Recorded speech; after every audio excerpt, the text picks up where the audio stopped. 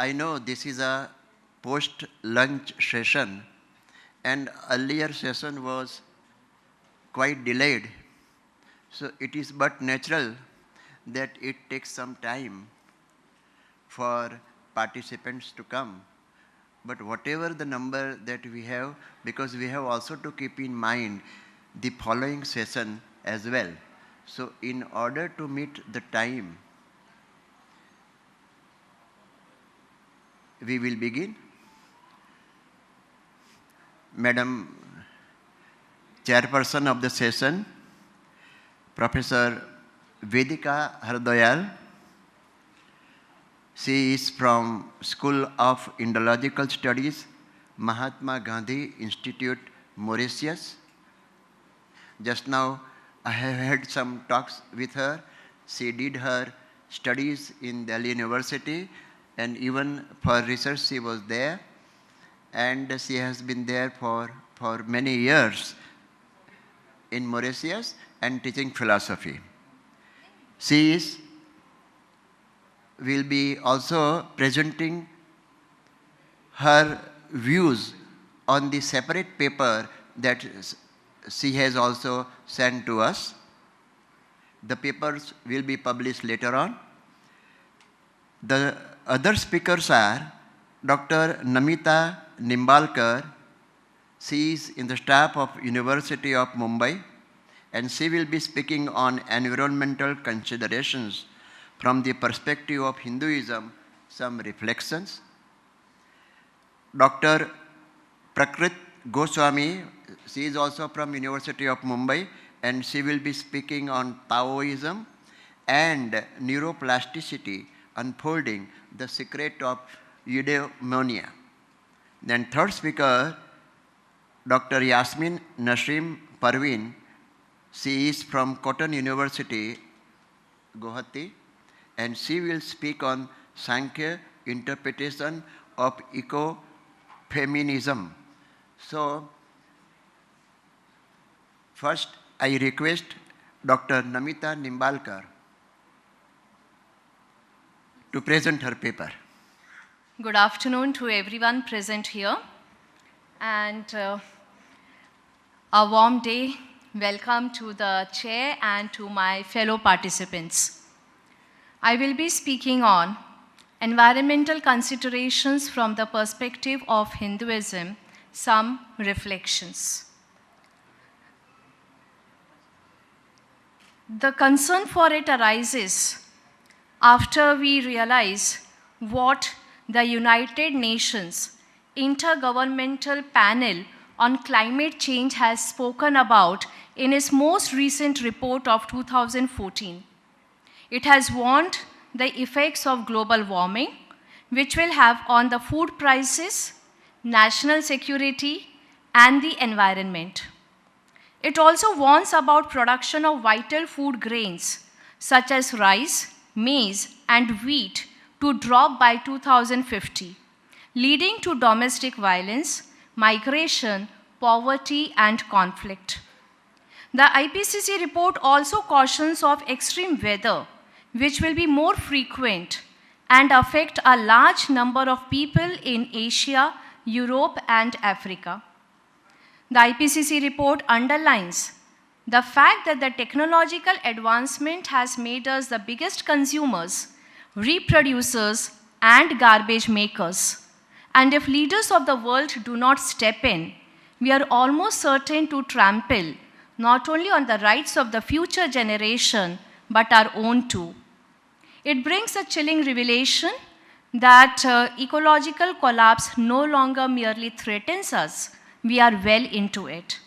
It is an urgent need to convince people to consume, reproduce, and waste less. The big question is, how do we squeeze ourselves out of the net of environmental degradation which we ourselves have woven it? The obvious answer is, we are the cause of the problem, so we are a large part of the solution. The Industrial Revolution resulted in indiscriminate use of natural resources. The entire debate and discussion has given rise to environmental ethics, a new discipline of philosophy in the early 1970s. Environmental ethics challenged the anthropocentric or human-centered view, which assumed moral superiority of human beings to members of other species on Earth. My paper will be looking at, is it possible for us to look at religion as providing a solution or some kind of roadmap towards it? The religions of the world have traditionally expressed concern for environment and its creatures. They have accorded some moral significance to other creatures and proposed some ethical responsibilities on the part of humans, although these ethical dimensions are usually secondary or inferior relative to responsibilities to other humans. The numerous do's and don'ts laid down by ancestors in day-to-day activities point to the belief system of the harmonious coexistence of nature and human beings. They maybe also had a better realization as to what the ill effects of the disharmony will be if and when it arises.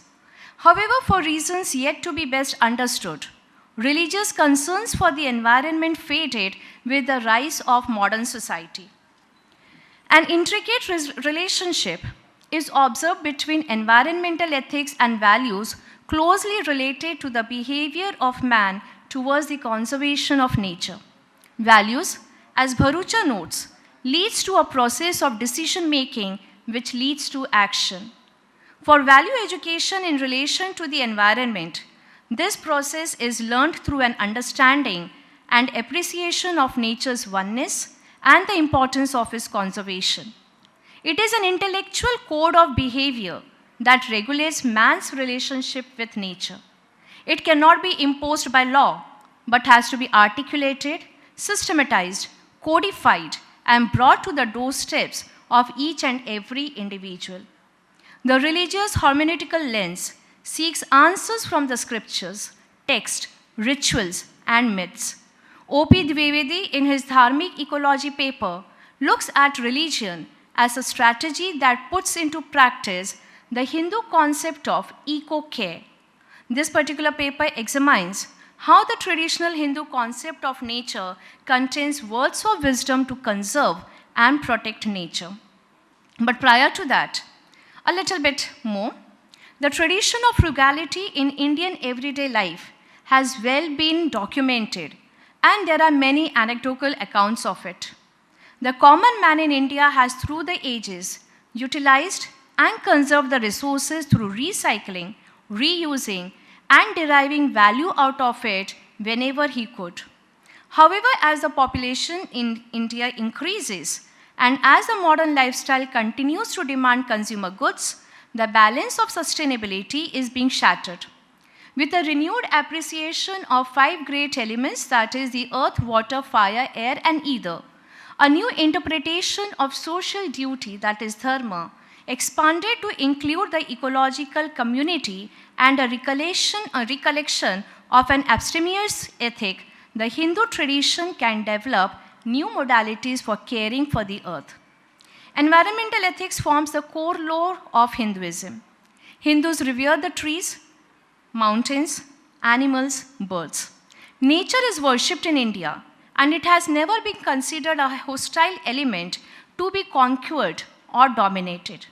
However, its rich natural resources are under heavy pressure due to a growing ecology. I will be now going through just snippets of various texts. The religious traditions of India are rich and varied, offering diverse theological and practical perspectives on the human condition. The Isha Upanishad tells us that all this is for the habitation by the Lord, which means everything from a blade of grass to the whole cosmos is the home of God. God lives in every corner of existence. Therefore, all creation is sacred. Similarly, we find that the Vedas, the Upanishads, the Mahabharata, Ramayana, and the Puranas contain messages encouraging the protection of the environment and inspire a sense of respect for nature. Sacred text emphasizes that nature is not to be conquered. I will be skipping certain aspects of it, but let me just go through certain sources. Seers have recognized that changes caused due to indiscrete human activities could result in imbalances in seasons, rainfall patterns, crops, and atmosphere, and thus degrade the quality of water, air, and resources. In the Rig Veda, one seer admonishes. He says, do not cut trees because they remove pollution. Similarly, the Yajur Veda says that do not disturb the sky and do not pollute the atmosphere. The Atharva Veda points out, we invoke all supporting earth on which trees, lords of forests stand even firm. Similarly, we find that there's further point to the Atharva Veda. Whatever I dig of you, O earth, may that grow quickly upon you. O pure one, may my thrust never pierce the vital points of the heart. The concept of Rita or cosmic order originates in the Rig Veda. In the Vedic vision, the universe is not conceived as a haphazard mass of elements and events, but an ordered whole in which each part inheres the whole and the whole is balanced by its part. Rita is in essence the ordering principle of nature, the inflexible law of universal order and harmony, the universal cosmic flow, which gives to everything from the vast galaxies down to the nucleus of an atom, their nature and course is Rita. Rita is observable everywhere. The eternal bond between man and nature is nourished by Rita. In the Vedic vision, this law of cosmic order is conceived to be manifesting at three levels. On the cosmic plane, Rita. Then again we have on the religious-spiritual plane. Then Rita mirrors the ritual performances of the sacrificial ritual, that is the yajna. Rita contributes to the maintenance of balance between the micro and macro levels of existence. It is also believed that the Prajapati is a creator of the sky, earth, ocean, and the species. Prajapati is also their protector and eventual destroyer. The Hindu belief that earth is the mother, the earth is the goddess, the earth is Kali, the earth is Prithvi, the earth is Sita, and she is the home of God. The Prithvi Sukta of the Atharva Veda is a beautiful hymn composed in honor of Mother Earth. The Atharva Veda teaches practitioners how to respect air, fire, water, trees, and rivers. In the Prithvi Sukta, the Vedic seer solemnly declares the caring and reciprocal attitude to Mother Earth. It says, Mata Bhumi Putrahum Prithviham. For the Hindu, the earth revolves, breathes, is conscious, creates, destroys, and recreates. There are various hymns, but I will be skipping certain parts because of time paucity. The following hymn in the Bhumi Sukta, which I find it to be very important, is, it says in the Atharva Veda, I read it out, is infused with ecological and environmental values. Quote, earth in which lie the sea and rivers, the rivers and other waters, in which food and cornfields have come to be, in which lives all that breathes and that moves, may she confer on us the finest of her yield. Earth in which the waters, common to all, moving on all sides, flow unfailingly, day and night, may she pour on us milk in many streams, and endow us with luster. May those born of thee, O earth, be of our welfare, free from sickness and waste. Wakeful through a long life, we shall become bearers of tribute to thee. Earth, my mother, set me securely with bliss in full accord with heaven. O wise one, uphold me in grace and splendor. Unquote. The scriptures, again, there are so many other things that I can talk about, but let me come to the Mundaka Upanishad, which describes the divine as follows.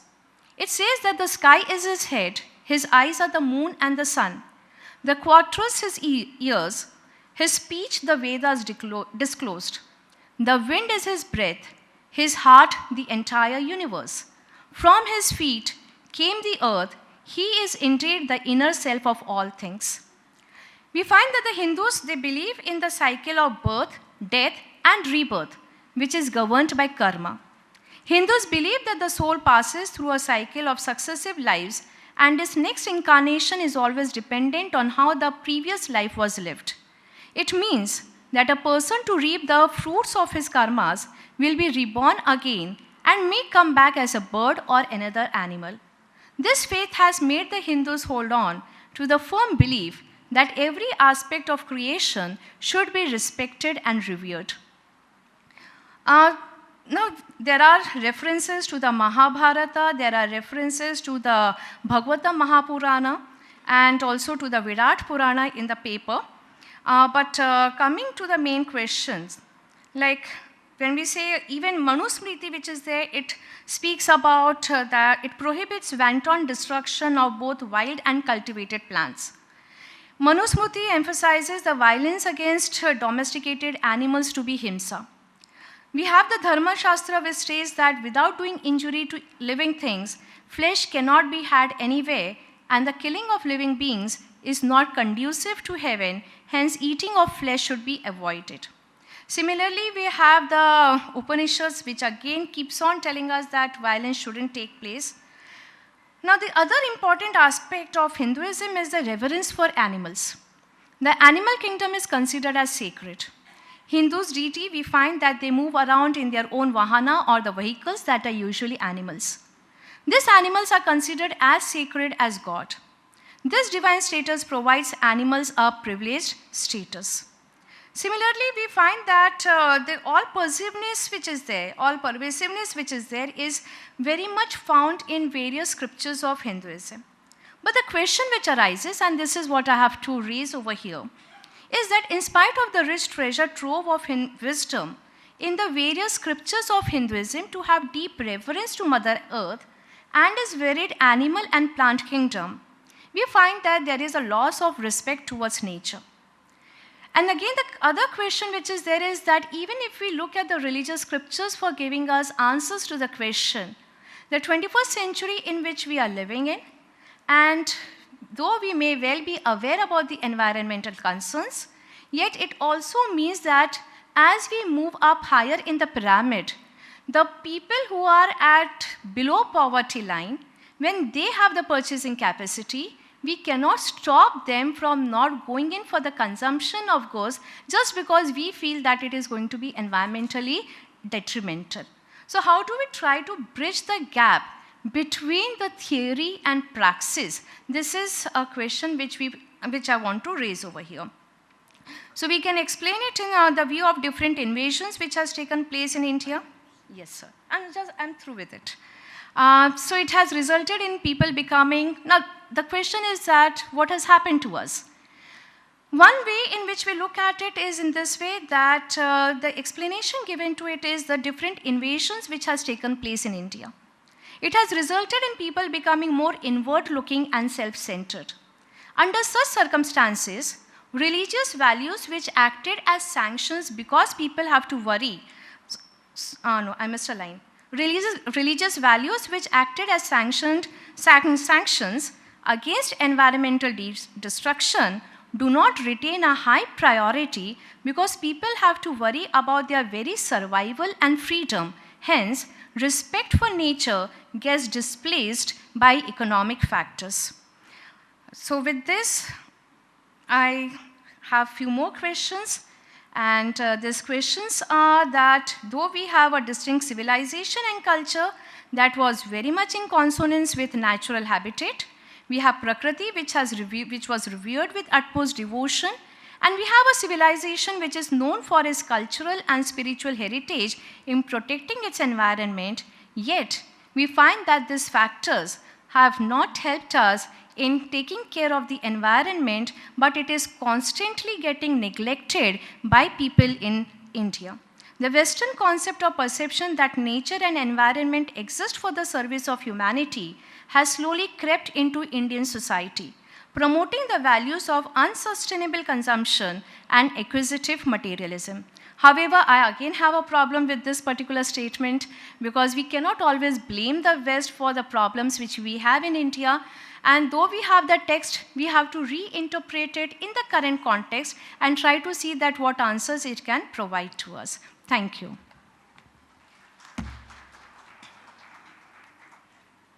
Thank you, Madam, highlighting this global problem of environment.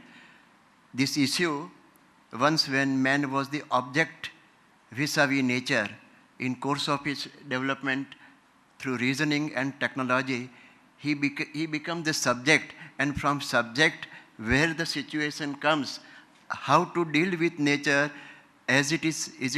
Are we really the master of it?